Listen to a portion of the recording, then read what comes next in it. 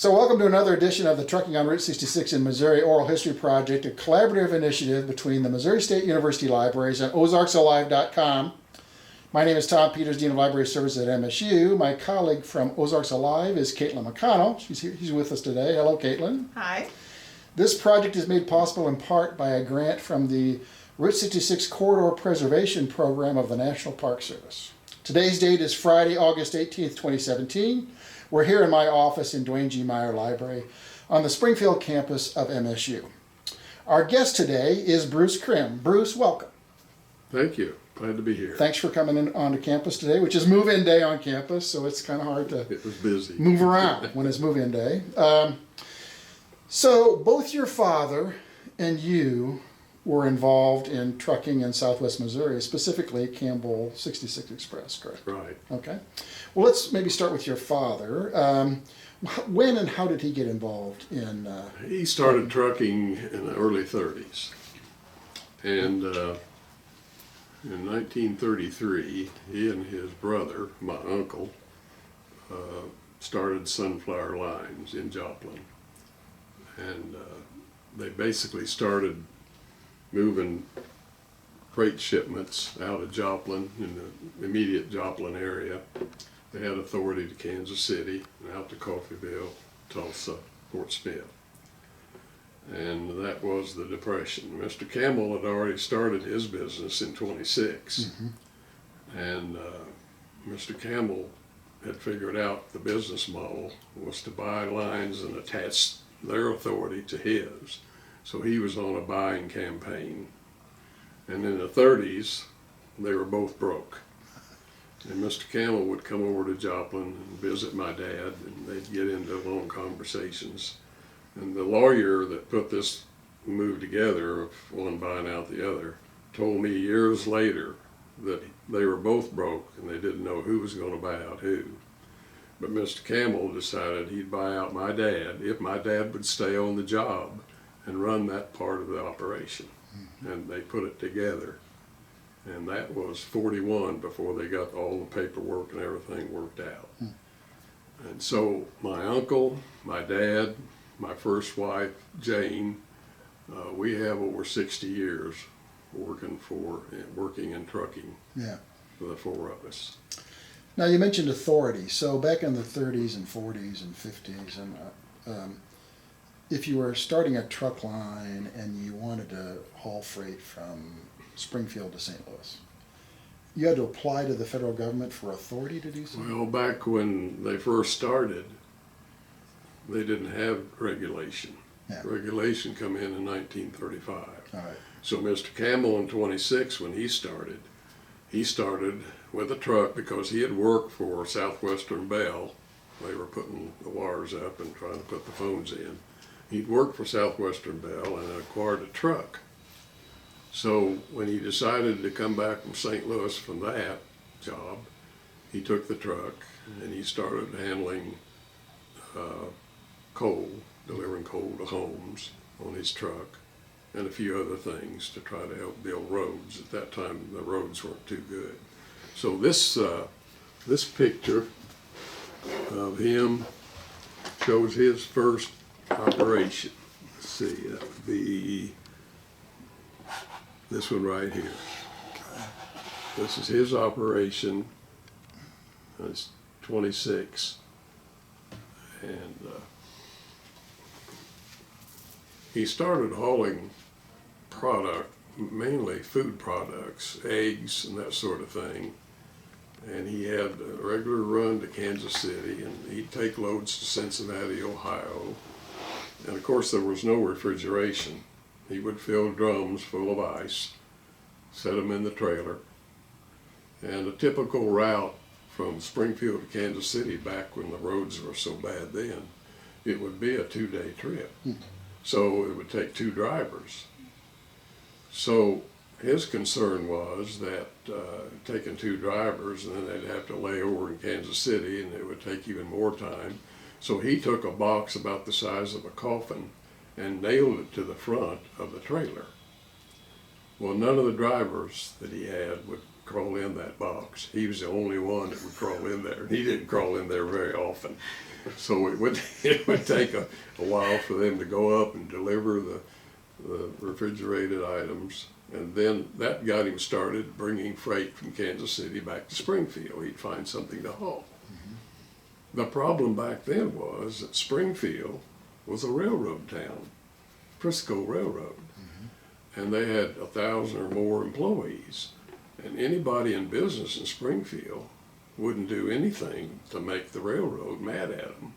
And so when he started bringing freight back from Kansas City, he had a problem.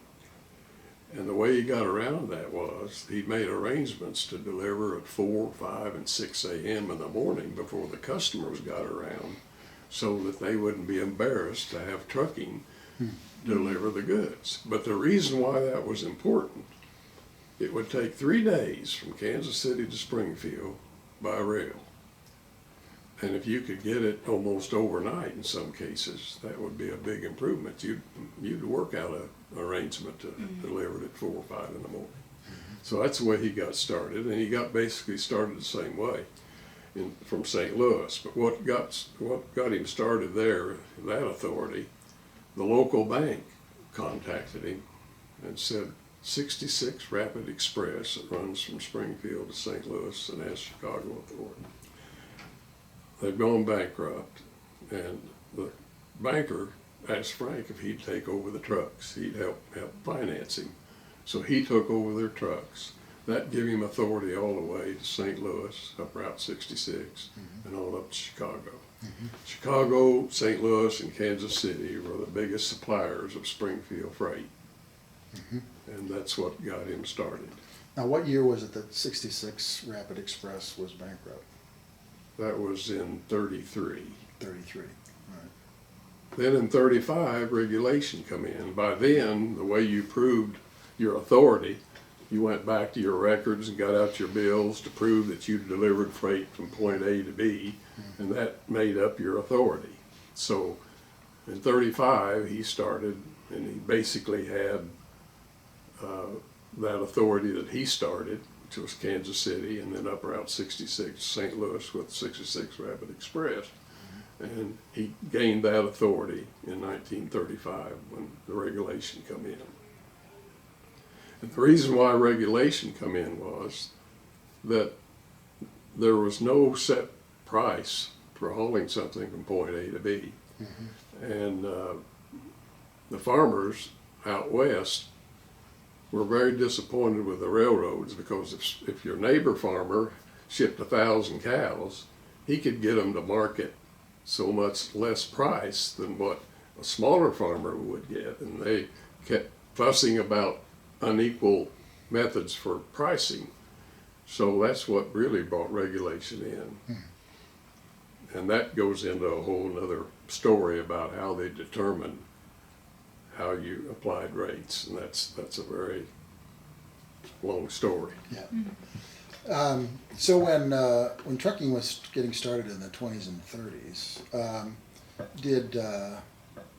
was it perceived as like a disruptive innovation? What we today would call a disruptive innovation, because you could haul stuff much quicker than railroads could, and you could deliver it to a much more expanded endpoint, because on the railroad there's got to be tracks. That's right. I mean, those are kind of the basic disruptions that were happening there, and the railroads weren't happy about that. They saw that as a disruptive innovation. Correct? It was a disruption, and the big problem was the condition of the roads.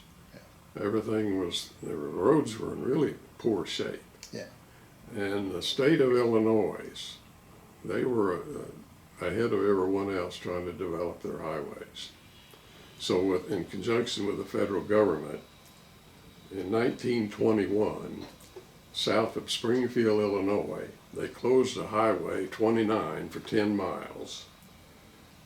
And they built that 10-mile stretch with about 20 different varieties of roads. They took brick, they took concrete, and they used the World War I truck, the E-truck, which would haul from 3,000 to 5,000 pounds and only go 15 miles an hour. They'd load those up and they'd run over all these different roads that they put down.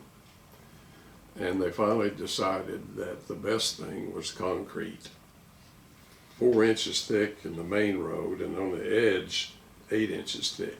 That was what they recommended. So it so happens that the government wanted an observer to watch all this so they would understand what was going on. And they took a second lieutenant by the name of David Eisenhower, and he was the observer and watched those roads and watched those tests. And of course, later on, we know that when he got to Germany and he saw their Autobahn and their 4 lanes, that he'd come back, and he's the reason we have 4 lanes, divided pavement and interstates, and that was his project. And it all started with him back in 21 as an observer on the highway. South of Springfield, Illinois. South of Springfield, Illinois. Test pavement, we call it today. Test highway. Yeah. And of course, that First World War got the idea of trucks, because that was the first war that motorized vehicles were used. My father-in-law lied about his age at age 15 and joined the army. And he got sent to France, and he drove trucks, and he drove ambulances. Same thing that Walt Disney did. Walt Disney, they both drove ambulances in France. And so after the First World War, trucks were gaining popularity. And that kind of got started. So these truckers popped up all over. Leeway Trucking, which was a big trucker out of Oklahoma City, was a taxi company. And they started hauling freight on their taxis. So they enlarged, they became a big carrier based out of Oklahoma. And you could name many other truckers that got started the same way. Yeah. Same method. Did trucking get started primarily as a within town delivery service? So you talk about coal and, Sure. you know, sort of the railroad would deliver the coal to some central distribution point in Springfield or somewhere, and then a trucking company, But deliver it kind to of the a house. trucking company / delivery service Right. would take it around and deliver it. Right. It was a local thing. And then as businesses in these bigger cities like Chicago and St. Louis and Kansas City, they wanted to expand their businesses. They found out that the truck was the way to do it. We had a regular shipment out of Kansas City to Springfield. At one time, we were running between 6 and 10 loads a night from Kansas City to Springfield. The muffin company in Kansas City figured out that they could get into the Springfield market. So on the first truck we'd run out of Kansas City to Springfield at night, we would have it scheduled to leave by 8, no later than 8 p.m. And it would get in, and they'd back it in and open it up, and there'd be the shipment of muffins on the back of that trailer at 4 in the morning. And the muffin people would send their muffin truck over at 4 in the morning and offload right off our back of our trailer onto theirs, and they'd be out delivering to the grocery stores at 5 and 6 o'clock in the morning. Fresh baked muffins from Kansas City. Baked muffins from Kansas City. Yeah. So you can see where the speed and how you could enlarge your market by using truck.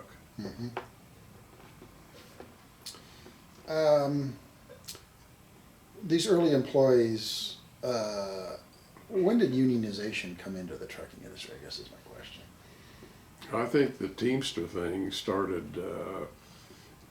probably in the late 40s. Okay. So in those early days, it was just, you were just hired by the trucking company, and how did the operation work? So did you have a particular role? You were either a trucker, or you were a loader, unloader, or you were worked in the office, or Well, sales? when Teamsters got involved and you had to segregate the duties, you had an over-the-road driver. Over-the-road driver would take the big trailer, the trailer load between cities. You had a city driver who would work in the city. You might have a dock worker who would work on the dock, load and unload freight. Right. You might have an office employee, the Teamsters organized office employees. If you had somebody that worked in the office, they would be an office employee. If you had a shop mechanic, he would be a Teamster. Mm-hmm. So each one of those jobs were Teamster jobs.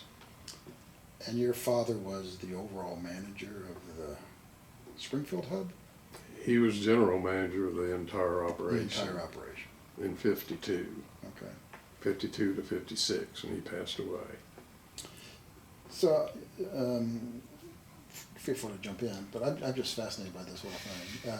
I'll ask. I got another question on what's tip of my tongue. So, yeah, I've worked in a warehouse before, and you've got stuff like pallets, forklifts, hand jacks to lift up pallets. I mean, how did that all develop in the truck industry? Where you know, how did they load trucks back in the 20s and the 30s? Well, it was all by hand at the start. It was just loaded in there like You didn't have a forklift. like you were moving your household possessions or something. That's right. You would just pack it in there. It was hand carried, each piece, Really? each box, and Wow. each whatever.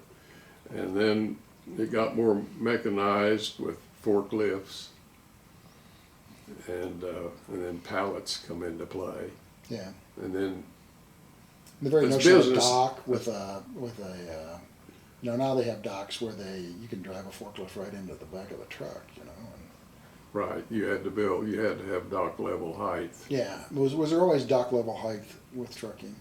Yeah, always was, because your truck sets up approximately 42 inches. I Yeah. think it's the measurement there. Yeah. And you have to have a dock for it. And how did they standardize on that back? I mean, how did you get to industry standards? Not so much federal regulation, but just Well, 42 inches for the standard height. I guess experiments to figure out the height, and your height is involved with the size of your tires. So you got a truck tire, Right. that's going to keep your height up at a certain level, and you got the power unit that pulls the trailer.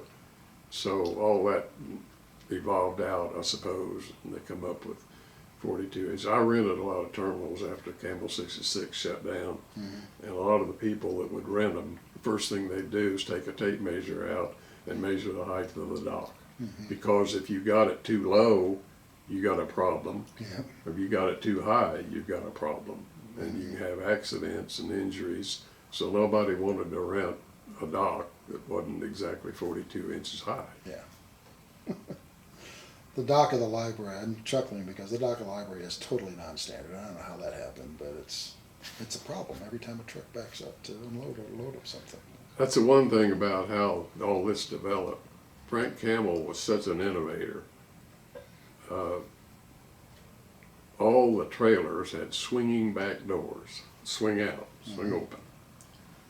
So when you arrive at the dock, the driver backs it in and stops short of backing it into the dock. He gets out, he goes around, he opens the doors. If that freight vibrated back toward the back end, it's liable to fall out on him. So he has to be careful there. He has to pull the door around and latch it to the side of the trailer. Those latches were always getting worn out and doors flying open. Right. And Mr. Campbell, in the late 40s, visited his shop one morning, early in the morning, and 3 of the mechanics were working on fixing doors on trailers that had been hit and banged up and damaged. And he talked to the shop superintendent, Bill Royston, and he said, "Bill, isn't there something we could do to do a better job with these doors? How about an overhead door like my garage door?" Bill said, "Well, we could try." So Bill got a hold of Whiting Door in Indiana and gave him the measurements, and they shipped him a sample overhead door. In the next 3 years, Bill made over 700 different changes in that door to make it work. But he finally got it to work, and we put overhead doors on all our equipment. A whole lot of benefits from that. When the driver drives into the dock, he doesn't have to stop, get out, open the doors, have the freight fall on him. He backs right into the dock, goes up on the dock, then he opens the overhead door. He's standing on a dock up level with the door, Right. less likely to get injured if anything is falling back on that. And another thing that's good is if you got your logo painted on that door, you're backing it into the place of business. They know who you are, and that logo will stick with them a lot better than looking at a trailer being backed in with a lot of boxes on it. A lot of advantages to it. Yeah. When did, what do you call them, ties, the bar with the, you can make it tight so that the load doesn't shift too much? Well, when did those come? That was probably pretty late. They come up with those because in the early days, you had such a variety of different things being shipped. Yeah. You might have an ice box being shipped. You might have a steel bar. You might have a table. And you got so many different things. And if you stack very high in the trailer, the top part wants, if you don't have it supported, wants to fall off. Right. So they come up with those bars. Yeah. Generally, in the early days, things were real heavy, had a lot of steel in them, and so boxes and items. Your old refrigerator had a lot of steel in it. It was heavy. Then plastics came along, and things got a lot lighter. That forced the carriers to work to try to get bigger trailers because that light plastic didn't weigh anything. It took up a lot of space. So it changed the whole picture when that happened. Now you mentioned early refrigeration was basically ice in a barrel. What about early heat? You know, if you get a cold snap down here on 66 in Missouri, you can't be shipping something that's going to be damaged if it's frozen. We had heaters, little heaters that you could put in, and we used heaters. Could you describe those? What were they? They were just like what you've got in your out on the back when you barbecue something. You got gas in it. You light it and turn it on. It keeps it warm. Keeps it warm enough. Now refrigeration is another thing. Camel 66 had refrigerated trailers. They had a series of them in the earlier days. We finally phased those out in the early 70s. It was kind of a specialty business. It did become a specialty business. Yeah, Right, there were refrigerated trailer. truck lines that's all they done. But we had 7 or 8 refrigerated units in the fleet, and we had a strange experience. And the reason I was involved in it because at that time I was the director of claim prevention. It was one of our first space shots out of Cape Canaveral. The battery for the space shot capsule was made in Neosho, Missouri by Eagle Pitcher. And they called us and they said, can you handle a battery for us to Cape Canaveral? Of course we said yes. Well, you can't put anything else on the trailer. We're going to put the battery in the center of the trailer, lock it down, and we don't want the temperature to go over 48, 49 degrees. We had a brand new refrigerated unit that both heated and cooled. You could set it either way. It was a new thing. So we went down to Neosho with it. We picked up the battery. We relayed it over Birmingham with another carrier, and we checked the temperature, and we had it. When it got to Cape Canaveral and they opened the door, it was 120 degrees inside the trailer. The battery was ruined, of course. That might be why Russia got ahead of us on the space shot, I don't know. But anyway, the claim was over $300,000. Of course, one of the things we were able to do is get the people that built I won't mention the name, but people that built the refrigerator unit paid the claim. We didn't. But that's the refrigeration business back in the earlier days when you could get in trouble real easy if you weren't careful. Yeah. Did you ever handle frozen foods? We had, with our reefer units, we handled some frozen foods. Frozen too. The other thing that I find fascinating is just, I'm guessing that the trucks lengthened over the years. They started off as smaller trucks. But there's always been a distinction well, I don't know when it came in, but between a straight truck and a tractor trailer rig. Do you know when tractor trailer rigs got started in the truck Sure, industry? I think, well, I would say that probably as your roads got better and as your power units got better, the problem was the power units weren't strong enough to pull a very big load. Like I say, those first trucks used in the First World War will only go about 15, 18 mile an hour. So as time moved on, then you got diesel engines were introduced. The diesel engine is much more powerful. And so a lot of the power units in the tractors went into diesels. And with that, you could pull a bigger load. And that kind of branched out from there. And so it's kind of a natural situation where the invention of the tractor trailer and everything was so improved with engines and transmissions that they were able to lengthen it out. Of course, they had to get authority from the government every time they wanted a longer trailer or a combination longer, because that put extra weight on the highways when you pull a heavier load down there on the axle weights that wore out the highways. So they had to do a lot of testing and make sure that the highways were capable to handle the extra weight. Can I jump in? Yeah, go ahead. Okay. Yeah. You mentioned, what was it, the companies combined in the early 40s, right? 41? That triggered my mind to think, during World War II, my whole perception has been people couldn't drive. It was hard to get the rubber for tires and things like that. How did a trucking company continue to operate during the war? They had special situations for trucking companies because it was considered critical. I can remember my dad got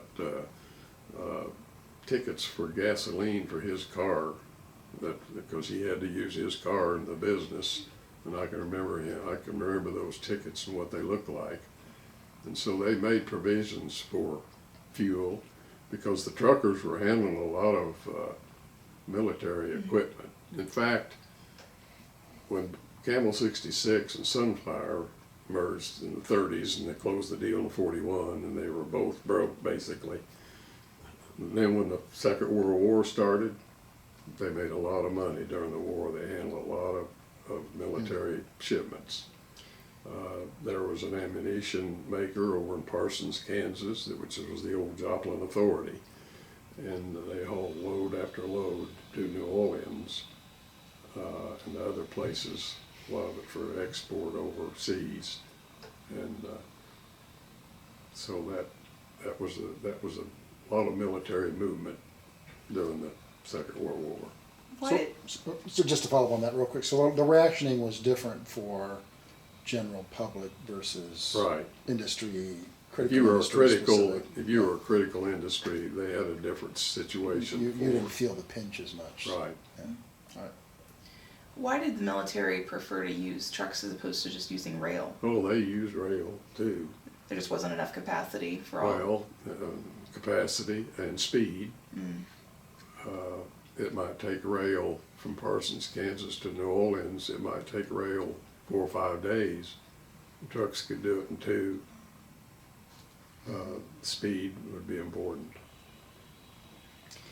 I'm curious about the life of truckers back in the early decades of trucking. I mean, so let's say you're a trucker and you're taking a load from Springfield to St. Louis.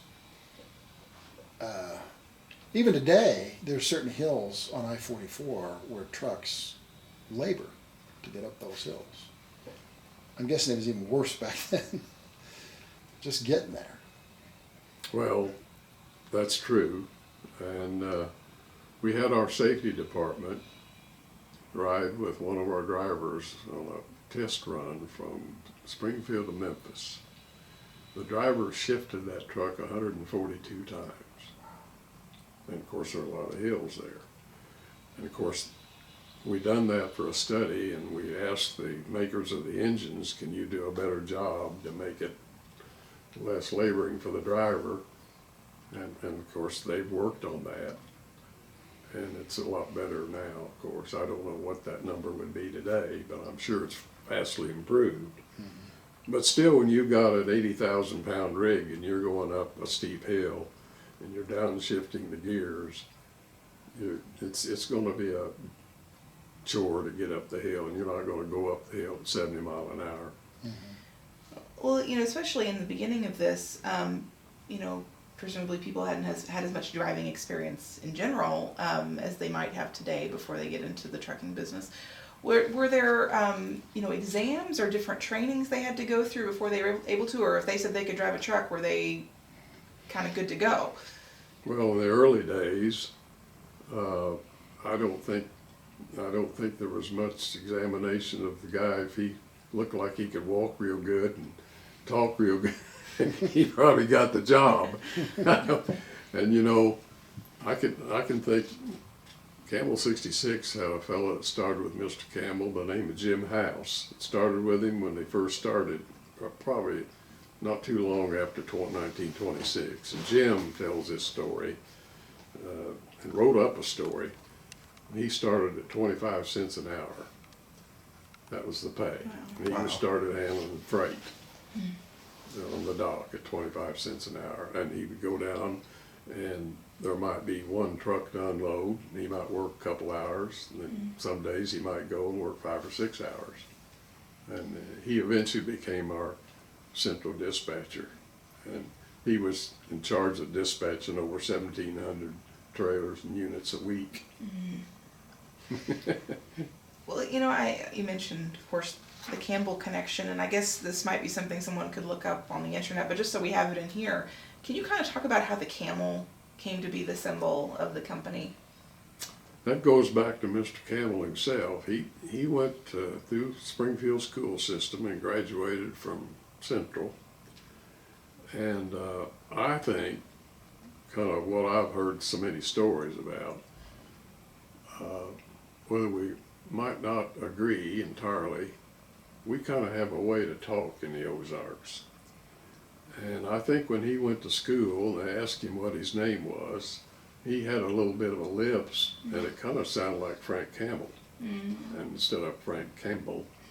And so people got to call him Humpy and Hump and Camel, and that kind of stuck with him in a way. And then when he first opened up in 26, he had, well, before that, when he was a child, he would go over and visit the Springfield Wagon Company, and they made wagons for the circuses and painted colorful things on the circus wagons. I think that stuck with him, that he ought to have something colorful on his trucks. So he went up on Grant Street and found this painter, because he had the terminal building was down under Grant Street. And the painter come down, and I guess Mr. Campbell didn't give him real good instructions, but the first camels he painted on Frank's trucks at that time and on the building above on the sign, he made a mistake and put palm trees are on both sides of the standing camel. And it wasn't long before a letter came from one of the cigarette companies accusing him of infringement. So he had to drop the palm trees.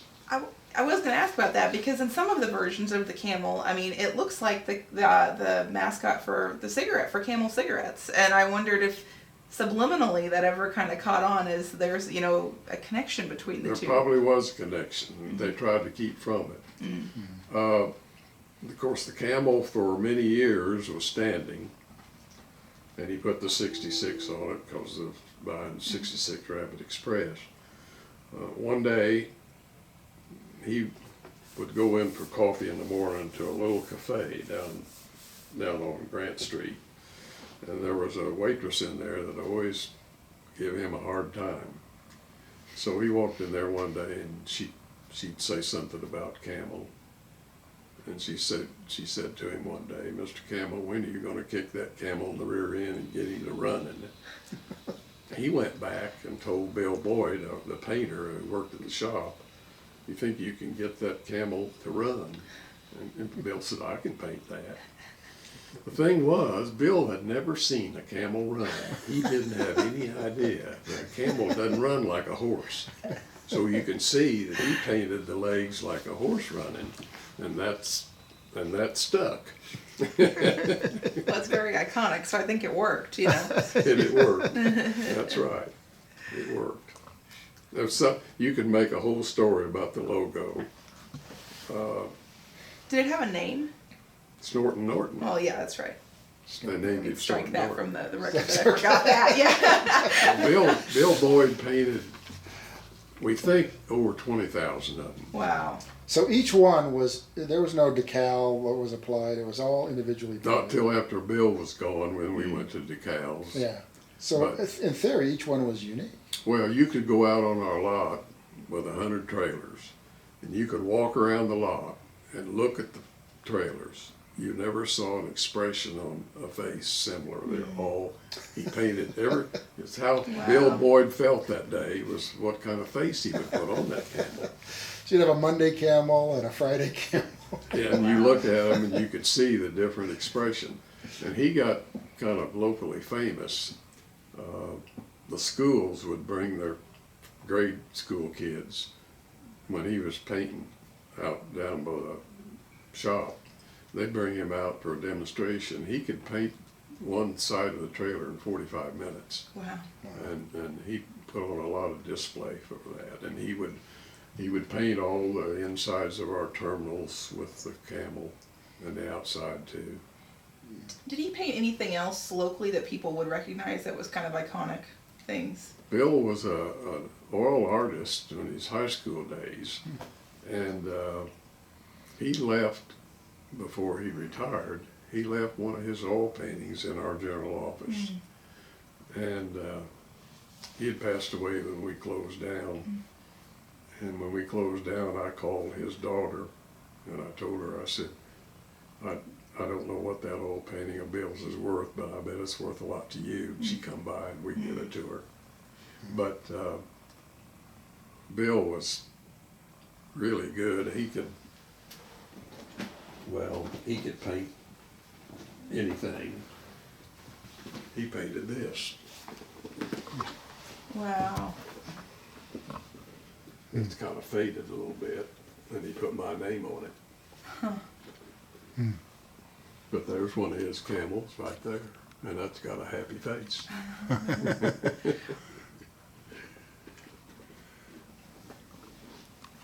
We call him the $1 Million Bill because he painted some of those camels. So were there any really memorable stories that your dad or that you, it might have been something funny that happened or a terrible storm or flood or... I tell this story about the flood of '51, and we were still in Joplin, and there was tremendous rains in Kansas, and the rivers that flow southeast out of Kansas flow into Oklahoma. And I was a junior in high school, and this particular week, every night after 10 o'clock, the phone rang, and I could hear my dad answering it in the bedroom. I couldn't tell what the conversation was. So after about the third night of this ringing phone, I figured it was some truck problems. He finally said, it's the people in Miami, Oklahoma, the Red Cross. And he said they're calling for anybody that's got a truck, that they're predicting that by Saturday, at the end of the week, both rivers that flow down from Kansas are going to flood the whole city. And they want every truck they can get down there to start hauling furniture out of houses and businesses. So this went on all week, and so Friday, he said, you're going to go to Miami with us Saturday morning. Get ready, we're going to get up at 5 o'clock. So we took 5 trucks. We took 2 trailers and 3 short trucks. And he just got safety man and volunteer drivers of his. So we took off for Miami, Oklahoma, which is only about 35 miles down the road, down 66 to Miami. On the way down, we passed one of the rivers, and so we all stopped and got out to see how much water was going down the river. And here come what looked like a brand new farmhouse, 2-story farmhouse, whites, I never will forget it, floating down the river. We knew right then that they needed us bad down there to move furniture. So we jumped back in our trucks and got to Miami, and we got down the main street of Miami. And the drugstore was the headquarters, and they'd have a Boy Scout come on, jump on your running board and tell you where to go. We drove down, I was with a fellow by the name of Roy Blakesley. Roy became our Fayetteville terminal manager years later, but Roy and I got an assignment from the Boy Scout. We went down in the nicest neighborhood in Miami, Oklahoma, and he told us where the house was. We backed up the driveway into the house. It was a doctor's house, a really nice house. And they had drug a lot of the furniture out on the front yard, and we started loading it. We kept loading, and I walked back through the house as we were loading, got to the back porch. I wasn't excited. I hadn't seen any water in the neighborhood. I looked back out the back of the yard, and the water was about 2 inches deep and was starting to seep through the fence. And we drove back close by there 30 minutes later, and it was all underwater. Wow. And I never will forget that. What did you guys do with all of the people's stuff? We took it to warehouses that was above water, or we took it to another house that might have been vacant and unloaded it. We moved it someplace where it was out of the flood area. So were you generally successful in avoiding a lot of property damage? A lot of property damage. Avoided a lot, but still didn't avoid the damage to the house, of course, being underwater. Yeah. How did, at what point did you actually become more involved with the business? Well, Dad would take me on trips when I was young, and I'd go with him, and he'd visit the terminals, and I'd hang around out on the dock. So that was my first experience. He took me to New Orleans one time, and he put me on a tour bus and said, "You'll be gone all day, and I'll pick you up when the tour's over." How old He were you? went to work. How old were you? I was 10 or 11, maybe. In New Orleans on a tour bus? On a tour bus. And the first place they took us was to the cemetery. And they don't bury anybody in the ground in New Orleans because of the water level. And it made a deep impression on me to see all those boxes up above the ground. As a 10-year-old boy, it must have I hadn't forgotten it. gave you a few dreams later or something? Or? But I had some experiences that way on those trips I made. And of course, I wasn't intending on getting involved in trucking. I went to Drury, and he passed away between my junior and senior year. And at that time, you could get drafted. And I didn't want to get drafted. I was trying to get a degree, and I wanted to stay in, so I joined the reserve. Well, that last year, Mr. Campbell told the personnel department to give me a job in the office here in Springfield. And so I would go in at 11 o'clock at night and work in the office till 7 in the morning. Throw cold water on my face and go to an 8 o'clock class. I made the best grades that last year that I'd ever made. I had to. But Drury didn't like it that I was doing that. And they made it known that if I couldn't keep up, they'd have to ask me to do something else. But you were able to keep up? I was able to keep up. Graduate? I was able to keep up. And I went off and I had to do 6 months active duty, which I was in artillery and infantry for 6 months. I was in a pup tent at Fort Polk, Louisiana, and here come a letter from the personnel director of Camel 66, wanting to know if I wanted to join a management training program. So I said, sure enough, I'll do it. So I joined after I got out. I started, and they sent me to Coffeyville, Kansas, Kansas City, St. Louis, Joplin. I run terminals, all those places. I was in charge of claim prevention. I was assistant to the operations manager. I was the director of marketing for 15 years. I was vice president of traffic at the last 2 years. So I had a variety of experience. I'm interested from a marketing perspective how, the Camel played a role in all of this back then. You didn't have social media, you didn't have, the same ways we would market something today. Do you think, what kind of ways did you advertise, or do you think you even had to because you had something so iconic as part of the brand? No, we did. We were on the first elements of marketing. Marketing really wasn't known. Like I say, I was director of marketing for 15 years, and I decided in '84 I wanted to work on my master's, and I come back over to breech school at Drury, and he looked at me and he said, we didn't have marketing when you graduated. He said, you'll have to have a marketing course.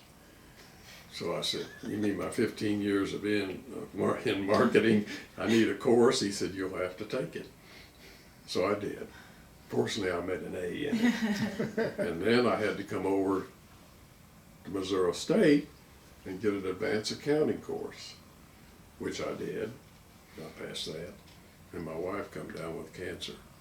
And that ended my efforts to do that, because she took her 13 years. She battled with cancer for 13 years. But I was too old after that to try to, or decided I was. But I started with 2 partners, my own business in auditing freight bills, freight shipments. And we had most of the major accounts in Springfield and saved Springfield shippers and receivers an awful lot of money over the 8 years I was in that business. Back to the early days of Campbell. So where were the terminals located? The early picture here was, where's that location? Okay, I've got all the different ones here, and I'll make sure I know which is which here. This kind of depicts where they were in the 60s. Those are your lines. Those are your network. So in '66, it was basically from Chicago to Tulsa.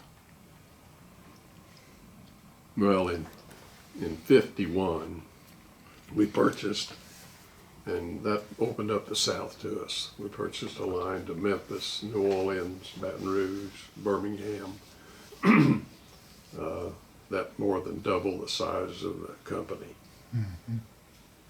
In '73, when the purchase was made of TransAmerican, all we got was authority. We didn't get any terminals, we didn't get any trucks. That got us all the way to Buffalo, Pittsburgh, Pennsylvania, Nashville, Louisville, Omaha. That added a whole part of the eastern area, Indianapolis, Cleveland, that got us over on the eastern side. We never had fully developed that when it was shut down. And of course, there was much talk and discussion about deregulation that started in the early 70s. And Mr. Campbell had real doubts about whether to take on that added authority. He didn't know whether deregulation was going to come to pass or not. He knew our business model probably wouldn't survive deregulation the way it was set up. But he went ahead and purchased TransAmerican anyway. And we were doing real well with that operation. And in he attended the American Trucking Association every year, and he stayed abreast of what was going on in the deregulation aspect. I would run a telephone conference at 5 to 6 p.m. every day with all the sales and marketing people on the phone, keeping track of what's going on, leads and different things. He come in at 6 o'clock from a trip he just made to Washington, D.C. on the meeting. And he up to my desk and said, "It's over." He was a man of few words. He said, "It's over." And I said, "What's over, Mr. Campbell?" And he said, "Deregulation is going to pass." And he said, "We're not big enough to fight it, and we're not little enough to survive it." He said, "Our business model is such," he said, "there's no way we'll survive it." And at that time is when he started working his way out of the company. Mm-hmm.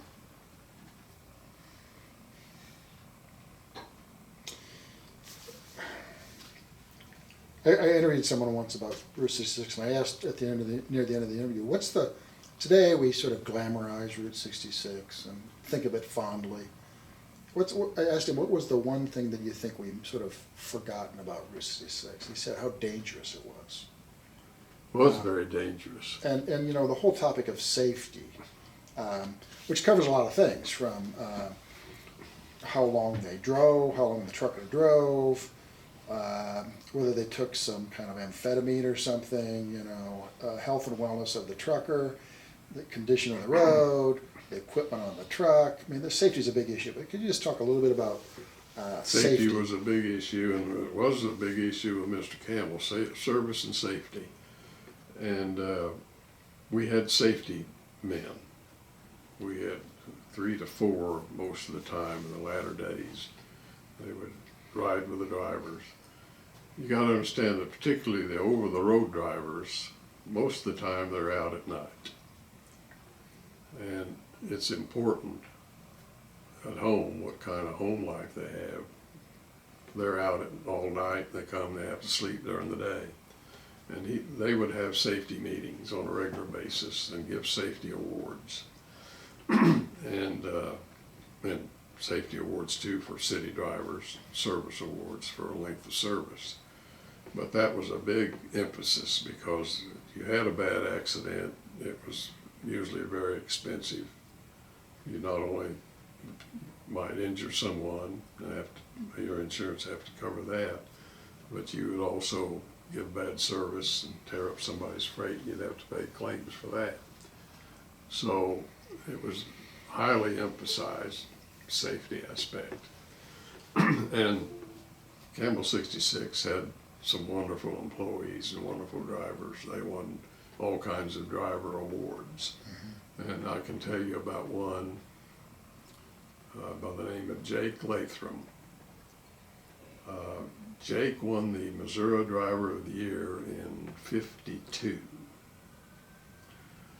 And Ford Motor decided to sponsor an event, and they would use the Driver of the Year for each state. So Jake was picked to do this particular thing. And Mr. Campbell had a Twin Beach airplane that he flew around in. So he took Jake and his wife to Washington. And Jake got a ride up to Brooklyn. They got a ride up to Brooklyn.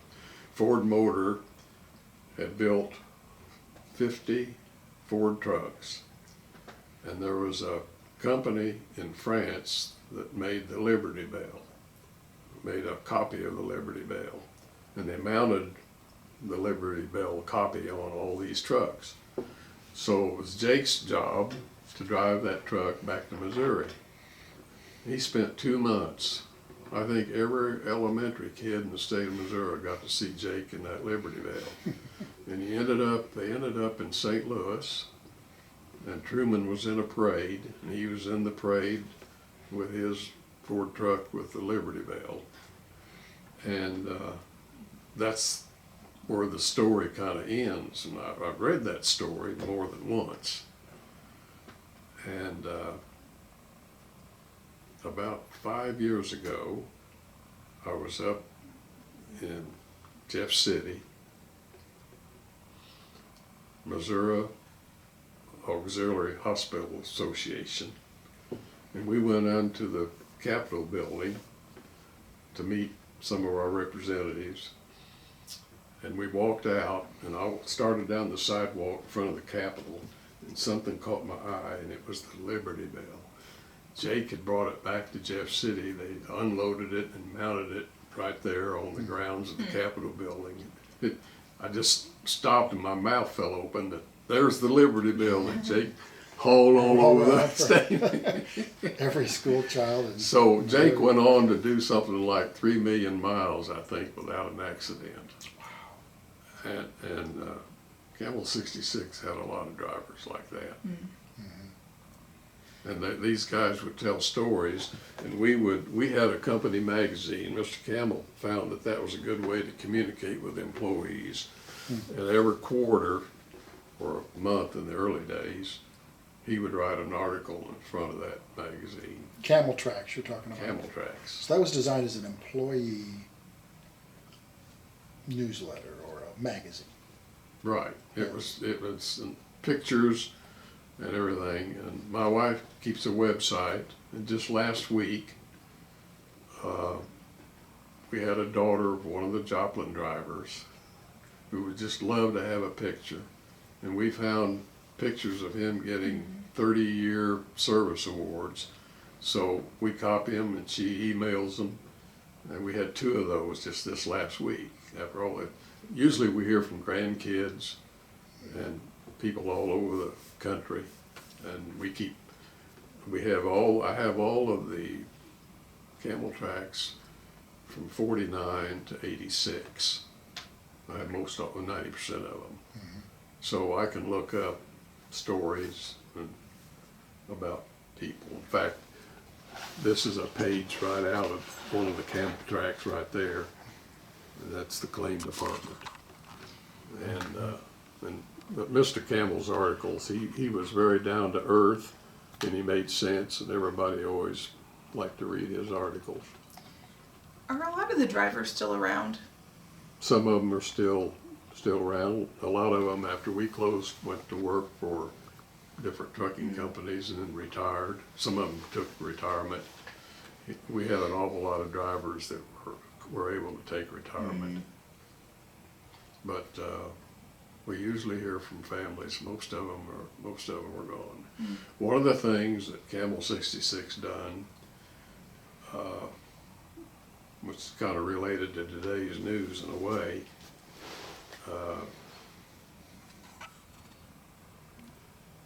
I don't want to say something derogatory about the Teamsters union, but a lot of the unions didn't want colored people driving over the road for a lot of reasons. If they went over the road and they stopped at a truck stop and there was a sign that said no colored allowed, you got a problem with it. He needs to take a rest. He needs to go in to eat, have coffee. How's that going to work? That was always a problem. We had in Memphis terminal, I remember very well, we had some real excellent workers, and they were stuck on city driving jobs. So we decided to take a chance, and we promoted them into driving over the road. And the first thing we had to do on the first trip, I think the first trip might have been from Memphis to New Orleans, our safety man went with him. So, and he would go in, stop with him at the truck stops, go in with him, show him the truck stop to stop at, and we made trips there, several trips, to make sure we wasn't going to have somebody getting uptight about a colored person driving our truck. But we were one of the first ones to do that. Did they run into issues initially? Didn't hear of any issues.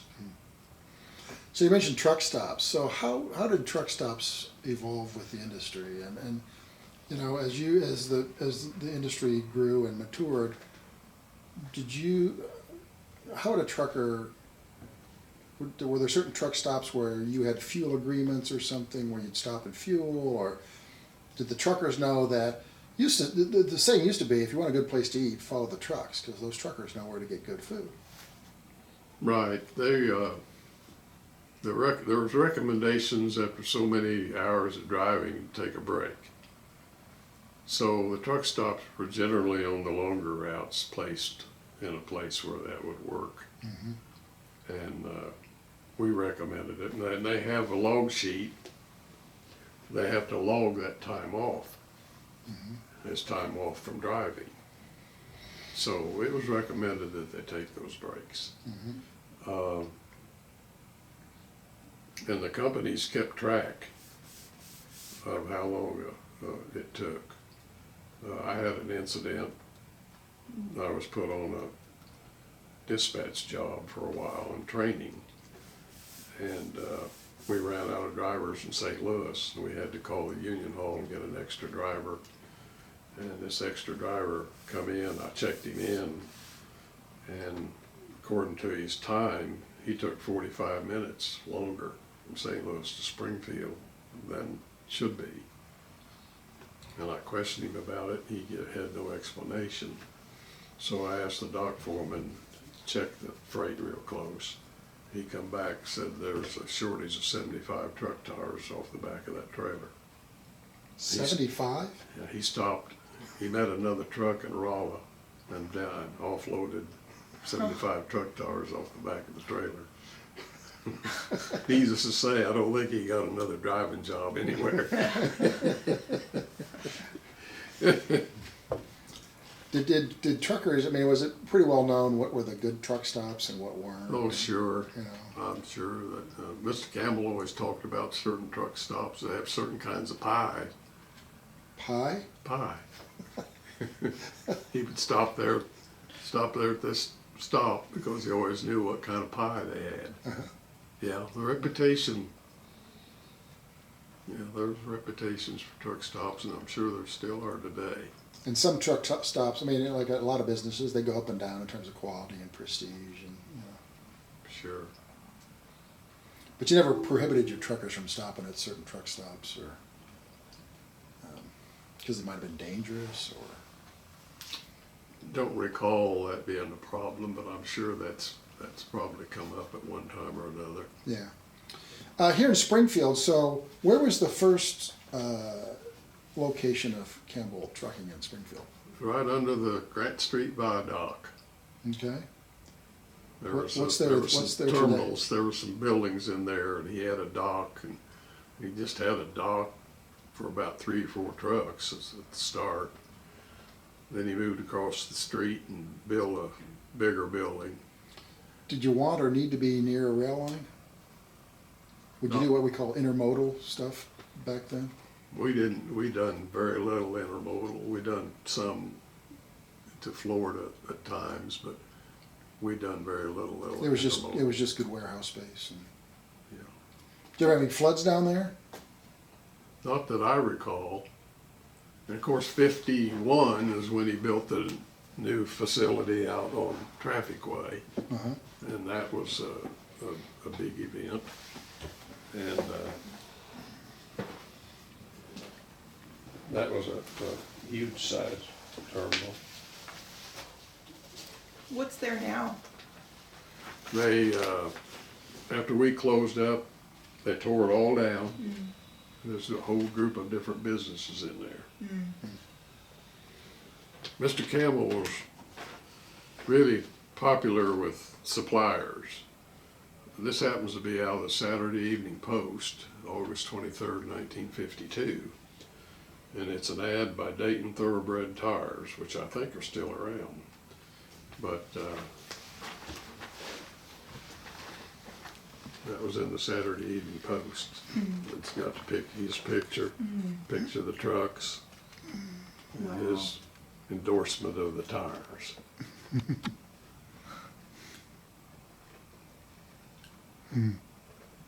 Was that the terminal right there, or the trucks parked at the terminal? Was that?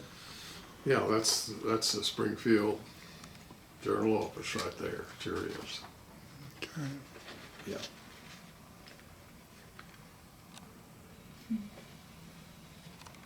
I heard he liked to gamble. Somewhere I read that he liked to gamble. In his younger years, Oh. he liked to gamble. That's the way I think he met my dad, why they got so close. Because the Joplin Sunflower Lines was on 12th in Virginia.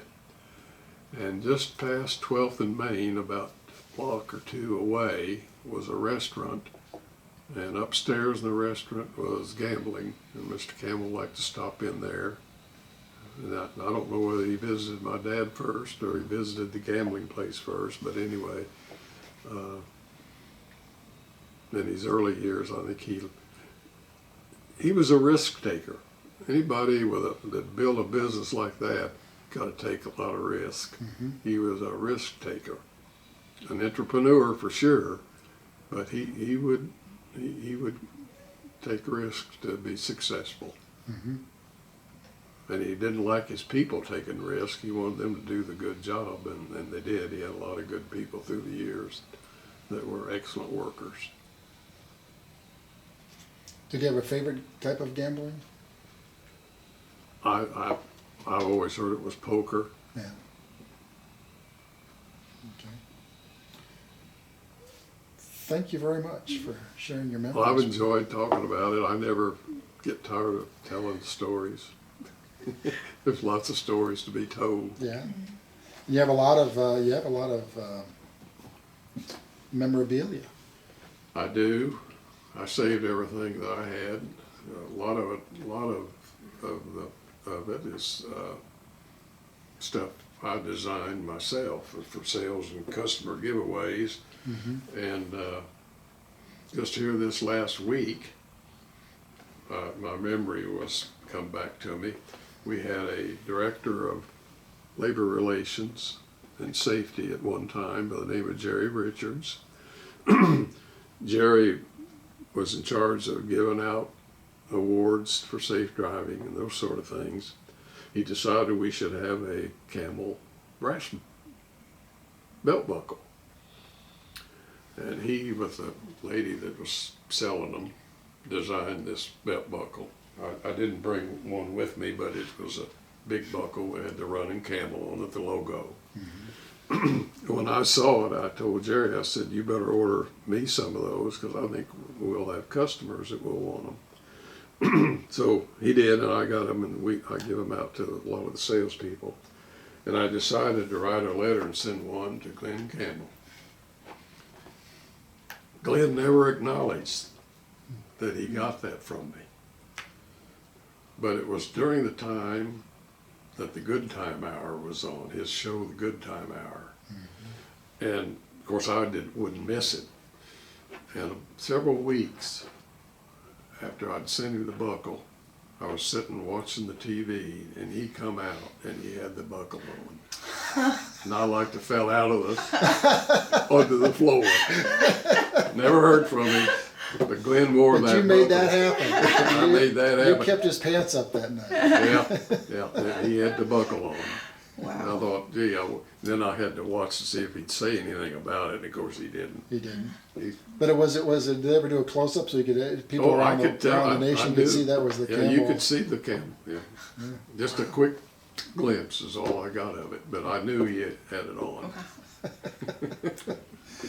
So yeah, there was a lot of memorabilia, and we give out a little 50-cent one-year pin to all our employees. And here not long ago, somebody put one of those on eBay and it went for $105.